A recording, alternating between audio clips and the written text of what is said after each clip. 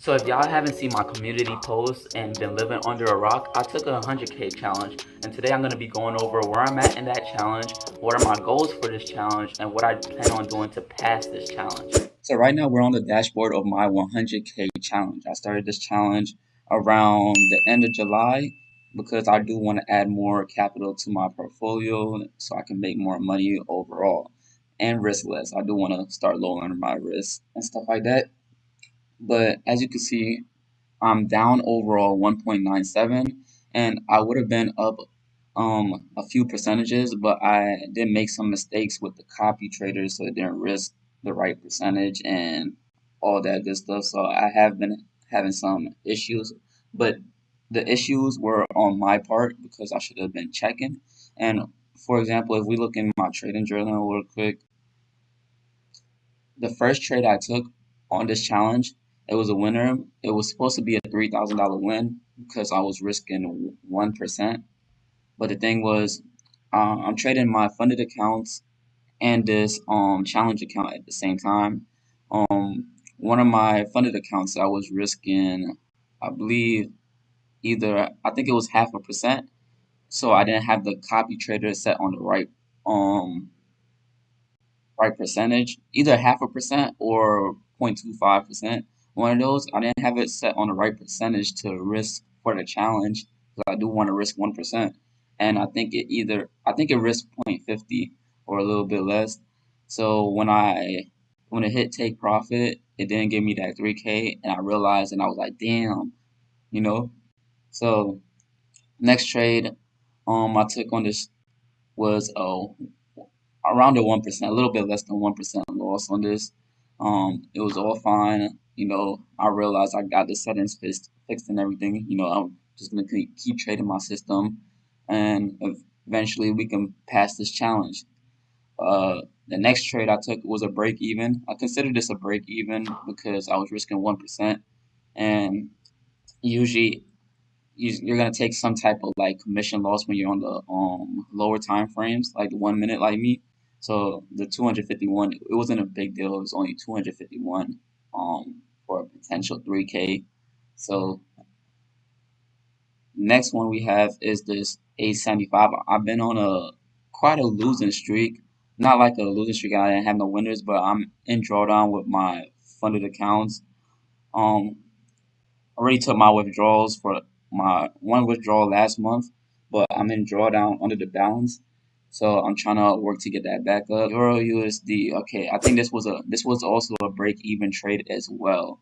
The next trade I took was a 1% loss right here for Euro USD buys. As you can see, like with all of my pairs, my bias is the same because I trade with the overall trend, even though I'm on lower time frames, and even though I'm on this losing streak, I know overall, like long term, I'll be good. So I went over that, and then we had another 1% loss right here, and yeah, it was another 1% loss, and like at this point, I'm like, damn, like I'm on this losing streak, but I feel like even though I had that thought of like, damn, I'm on this losing streak, it's important not to let your emotions affect your trading. Like at the end of the day, we're human, right? We're gonna feel like, damn, oh, we're on this losing streak. Oh, damn, we're down this much. But as long as you don't let those emotions affect your trading, you will be good. Like, say if I take 8 losses in a row, all 1%, I'm down 8K. If I don't let that make an emotional decision like over leveraging and stuff like that, you're still a good trader. All right. A lot of people think that you need to cut out your emotions completely, and yeah, that is true for some part, but the reality is we're still human. All right.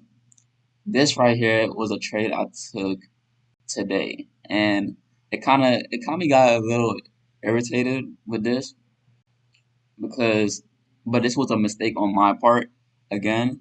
I keep making these mistakes and I need to like make less mistakes, but I rather make mistakes with profit than with losses. And what happened here was I was in profit and I broke even the trade, thinking I broke even the trade. I didn't actually break even. I actually um let me see if I still have it on the chart. It was UPUSD. All right, so it was actually right here. So I entered the first trade right here. That was the trade right before it, and price literally stopped me out, like right there to the pip, somewhere right there. That wasn't the trade that got me like really irritated because I know that loss is like part of the game. What got me irritated was so I saw another confirmation entry. It's, so I got another confirmation entry right around somewhere right here, and I had like a 9 pip stop loss and stuff like that. I got my area to break even and stuff, so I broke even, but I guess I looked at the wrong numbers on here what price was moving, and I think I typed in some I think it was current price or something that was it was one of the numbers right here, and yeah, I put my stop loss accidentally. I think I even remember the number. It was 27139 or 29, one of those, and I was so surprised when price went for a pullback and I my trade closed. I was so confused. I was like, "Yo, what's going on?" And my TP is set for the the 1 to 3 like I always do, and look at my stop loss and I'll set it there. And I did that once before. I did that last year.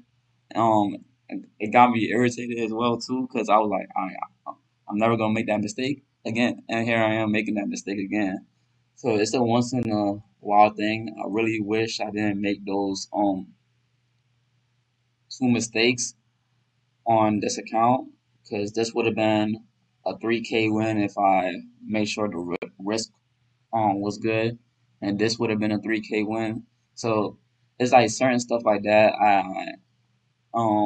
would have put me back into profit, but it is what it is. I'm gonna make sure I don't make these mistakes next time. So what is my plan when it comes to trading this challenge? What I plan on doing is once I get at least 3% in profit, I'm gonna increase my risk to around 2%. Um, so I'm gonna be just risking the profits, basically to make more profits. Because as you can see, the target goal is 7.5, pretty easy. There's a two-step challenge. I think the next step is 5%. So that's pretty easy. So once I get 3%, I'll be risking 2% of that, and I will just be aiming for a less RR, so I can pass this much faster, but in a more like effective way with my risk management and stuff like that. I'm only doing it this way because I already have two funded accounts. So let's see how this goes. I'm gonna be updating y'all, and if I do pass or if I ended up breaching one of the rules or something. So if y'all want to see a part 2 to this video, go ahead and click this video. Probably gonna be a little awkward if I don't upload the part 2 next week.